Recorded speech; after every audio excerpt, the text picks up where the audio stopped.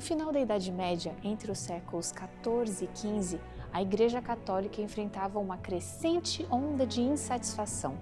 A venda de indulgências, a simonia e o luxo excessivo do clero despertavam críticas cada vez mais intensas.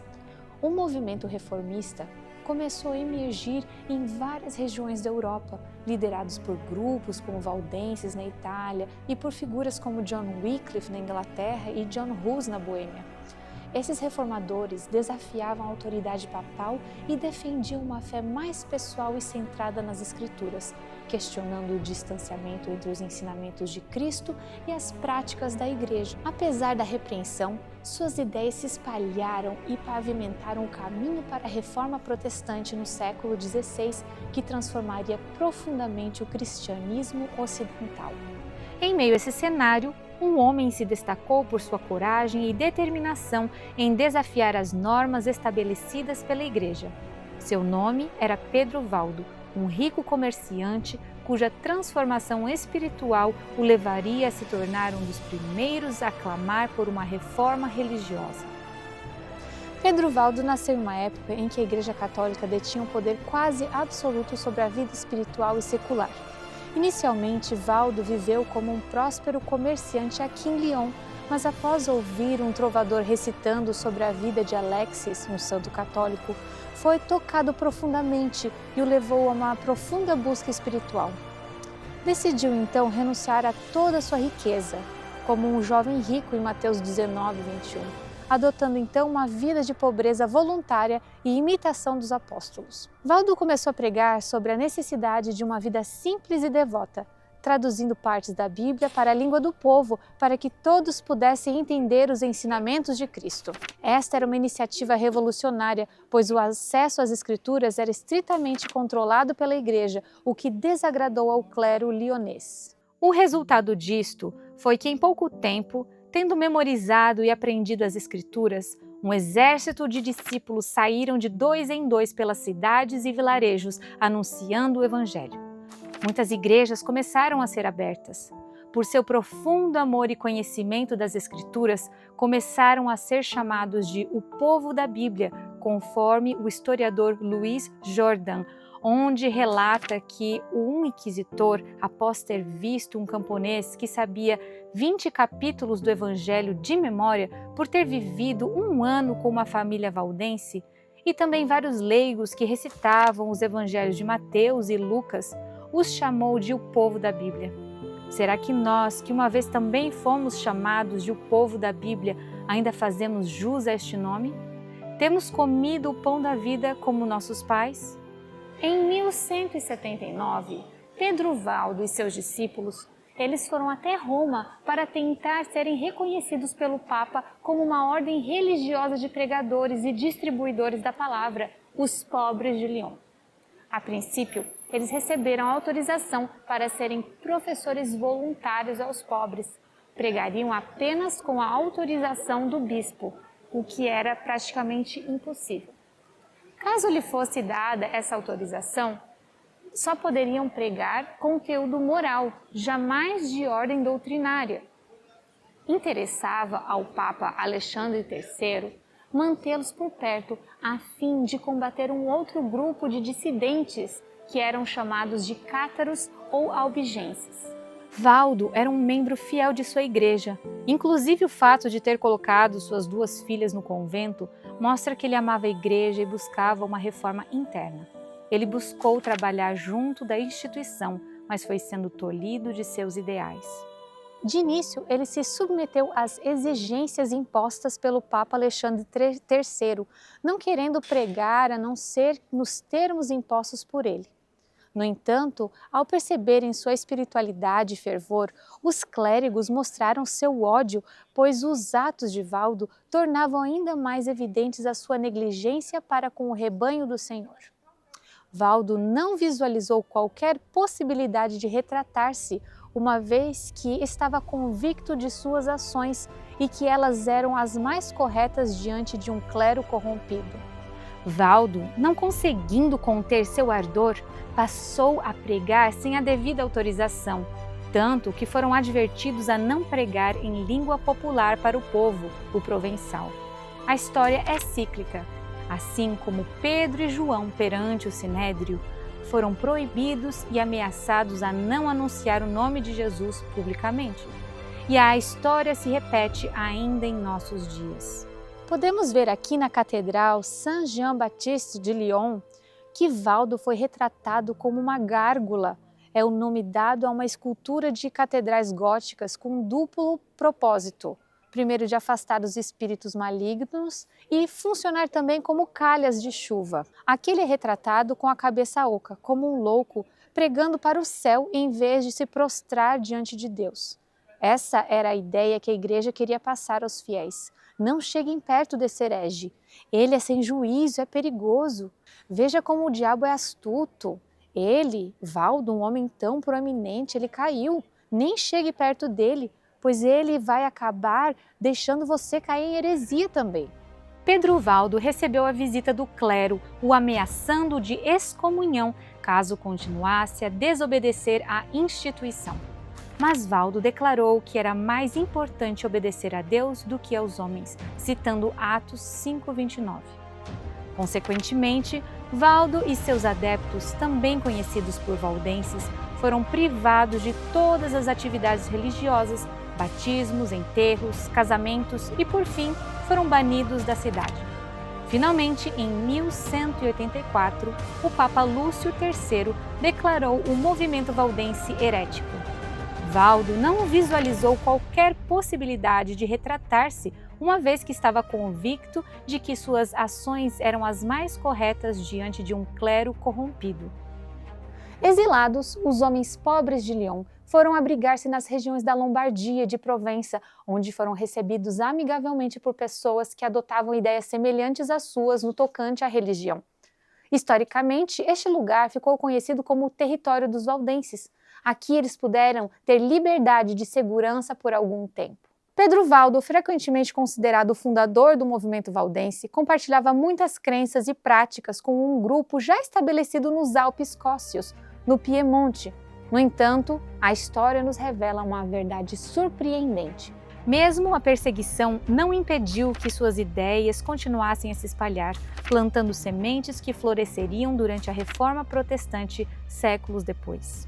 Enquanto Valdo enfrentava a oposição da igreja, outro homem, Francisco de Assis, estava trilhando um caminho semelhante, mas com destino diferente. Nascido em uma família rica na Itália, Francisco também abdicou da sua fortuna para viver em pobreza, inspirado por uma visão de reconstruir a igreja através do exemplo pessoal de humildade e serviço. Pedro Valdo e São Francisco de Assis, embora tenham vivido em contextos diferentes e fundado movimentos distintos, compartilham várias semelhanças em suas trajetórias e ideais. A ênfase na pobreza. Ambos renunciaram sua fortuna e defendiam uma vida de pobreza. A pregação leiga. Ambos acreditavam que o evangelho deveria ser pregado diretamente ao povo e que essa pregação não deveria ser restrita ao clero oficial da igreja. Foco nas escrituras. Tanto Valdo quanto Francisco compartilhavam a crença de que a vida cristã autêntica deveria ser vivida de acordo com os ensinamentos das escrituras. A crítica aos abusos da igreja. Ambos criticavam, de forma implícita ou explícita, os abusos e a corrupção que viam dentro da igreja, especialmente no que se referia às riquezas e poder do clero. Embora Francisco tenha permanecido fiel à igreja, a institucionalização de sua ordem obrigou-o a calar-se por diversas vezes. A perseguição. Ambos os movimentos, fundados por Valdo e Francisco, enfrentaram tensões com a igreja, embora com desfechos diferentes. Embora Francisco tenha enfrentado dificuldades com a institucionalização da sua ordem, ele permaneceu dentro da Igreja Católica. Sua ordem foi oficialmente aprovada pelo Papa e ele foi canonizado pouco após a sua morte. Os franciscanos enfrentaram perseguições constantes até a chegada do Concílio de Trento, vivendo sob ameaças de exclusão até o surgimento da Reforma Protestante. A visão franciscana, que defendia um ideal de pobreza radical e simplicidade evangélica, sempre esteve em profunda tensão com a estrutura hierárquica e o poder temporal do papado. Com a Reforma, a Igreja Católica, temendo perder os franciscanos, assim como havia perdido os valdenses, albigenses e outros grupos considerados heréticos, viu-se obrigada a adotar uma postura mais conciliatória em relação às ordens religiosas. O Concílio de Trento estabeleceu regras mais claras para as doutrinas da Igreja. E isto resultou em uma padronização das práticas litúrgicas e teológicas. A partir deste ponto, as ordens monásticas, como os franciscanos, tiveram que se adaptar e se alinhar às novas diretrizes estabelecidas pelo concílio, ajustando-se à nova configuração da Igreja Católica após a Reforma. No Sínodo de Verona de 1184, os valdenses foram declarados hereges, bem como a condenação dos cátaros foi renovada. Pedro Valdo, embora inicialmente buscasse permanecer dentro da igreja, ele foi compelido a deixá-la, uma vez que a liderança eclesiástica não acolheu a sua pregação. Uma prova de que não era seu objetivo romper com a igreja é que mesmo após a sua condenação no Sínodo de Verona, em 1184, alguns anos mais tarde, em 1212, solicitaram a Inocêncio III que os reconhecesse como uma ordem. Valdo poderia ter optado por uma postura menos radical, limitando-se a pregar apenas o que a igreja permitia, a fim de manter sua influência interna e talvez promover uma transformação gradual. Afinal, havia certamente muitos fiéis sinceros que poderiam ser alcançados e salvos. Além disto, sua posição o colocava em risco de excomunhão e até mesmo de perder a própria vida. No entanto, ele escolheu não seguir este caminho. Preferiu com firmeza permanecer fiel à verdade, acreditando que é mais importante obedecer a Deus do que aos homens. Hoje ainda há os que pensam que devemos nos conformar e pregar apenas o que a igreja admite como correto. Dizem, há tantas verdades importantes a serem pregadas, por que se arriscar pregando este assunto que a igreja não aceita? Se colocar em risco e perder seus cargos de influência? Se você for excluído dessa igreja, para onde você irá? Será que seremos firmes e resolutos como Valdo, que mesmo amando a sua igreja, ao ver que ela não aceitaria uma reforma, decidiu-se pela verdade? Ou nos conformaremos como Francisco, que mesmo vendo os erros da igreja, se obrigou a ficar calado com medo de ser excluído? A igreja estava mais preparada quando Francisco de Assis solicitou ao Papa autorização para formar sua ordem. Já conheciam os eventos relacionados a Pedro Valdo e evitaram repetir os mesmos erros. Viram na nova ordem uma oportunidade para preencher as lacunas e substituir os espaços ocupados pelos valdenses e albigenses. Os franciscanos se tornaram os missionários católicos encarregados de pregar em terras distantes. Nos últimos anos de sua vida, São Francisco de Assis ficou profundamente desiludido com os rumos que a Ordem dos Frades Menores tomou. À medida que ela se institucionalizava e se afastava dos princípios que ele havia estabelecido. Francisco temia que a busca por posses e poder adotada por alguns membros da ordem comprometesse sua missão original de servir os pobres e viver humildemente. Esse sentimento de frustração é evidenciado em seu último escrito, chamado Testamento de São Francisco, onde ele reafirma o compromisso com a pobreza e a simplicidade, advertindo seus seguidores a não se desviarem desses princípios. Contudo, mesmo com esta decepção, Francisco permaneceu fiel à igreja, acreditando que a sua visão seria preservada. Se Valdo pudesse olhar para o futuro e ver o resultado de sua firmeza, ficaria satisfeito vendo o rumo do que sua atitude resultou. Os valdenses se tornaram o estandarte da verdade para o mundo e, assim como ele, não tiveram medo da morte, mas morriam corajosamente por sua fé. Em contraste, Francisco de Assis, embora bem intencionado em restaurar a igreja, com a sua escolha de permanecer dentro dela para salvar alguns, acabou perdendo a grande influência que teria se denunciasse seus abusos e juntasse forças com o seu contemporâneo Pedro Valdo. As histórias de Pedro Valdo e Francisco de Assis oferecem um fascinante estudo de contrastes e semelhanças. Apesar das semelhanças, há uma diferença crucial. Pedro Valdo e seus seguidores foram considerados hereges pela Igreja Católica, enquanto São Francisco de Assis foi canonizado e o seu movimento incorporado à estrutura oficial da Igreja. Isso reflete a maneira como cada um lidou com a autoridade eclesiástica. Valdo se opôs abertamente, recusando-se a se submeter a homens que alegavam ser a voz de Deus na terra. Em contraste, Francisco, acreditando que a instituição ainda era guiada por Deus, buscou reformar a Igreja de dentro, sem romper com ela, talvez temendo que fora dela não haveria salvação.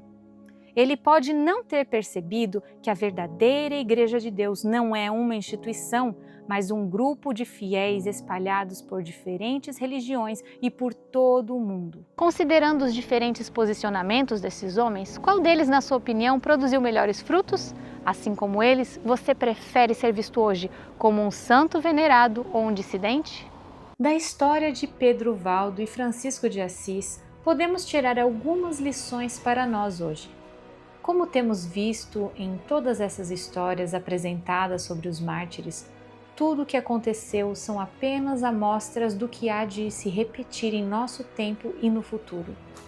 Hoje, muitos que possuem um propósito nobre escolhem, contudo, silenciar suas opiniões sobre as verdades que estão sendo negligenciadas pela Igreja Adventista do Sétimo Dia, visando preservar suas funções e influências na instituição. Acreditam que podem beneficiar mais a verdade estando dentro dela do que expondo seus erros. Essa situação ocorre também em ministérios de apoio que, apesar de conhecerem a verdade, optam por manterem-se calados e em harmonia com a Igreja, evitando serem mal vistos e perderem seus benefícios. Não percebem que, assim como fez Francisco de Assis, acabam se submetendo à liderança da Igreja e impedem que outros vejam o valor de seu testemunho fiel. A questão é: até quando permanecerão em silêncio? Dados os acontecimentos atuais e a proximidade com o fim dos tempos, não é hoje o momento de muitos que estão silenciados saírem em firme defesa da verdade, como fez Pedro Valdo, pregando as apostasias da Igreja, ainda que sejam punidos com disciplina e exclusão? Devemos nos lembrar de que, como disse Paulo a Timóteo, todos os que piamente querem viver em Cristo Jesus padecerão perseguições. Se vos injuriarem e perseguirem e mentindo disserem todo o mal contra vós por minha causa, exultai e alegrai-vos, porque é grande o vosso galardão nos céus, porque assim perseguiram os profetas que viveram antes de vós. Se sua vida está muito cômoda, talvez isso seja um indício de que você pode fazer mais pela defesa da verdade. Deus necessita de testemunhas que não se amedrontem diante da difamação e calúnia. Se sofrermos rejeição e preconceito dos demais, estaremos apenas seguindo os mesmos passos que deram os fiéis que viveram antes de nós. Meu apelo para você hoje é: se posicione, seja a testemunha que Deus lhe chamou a ser.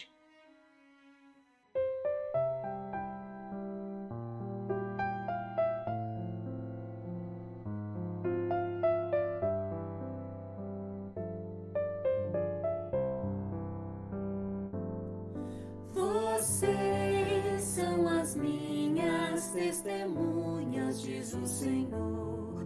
Vocês são o meu servo, a quem escolhi, para que vocês saibam, creiam em mim e entendam quem eu sou, e que antes de mim Deus nenhum se formou, e depois de mim nenhum haverá,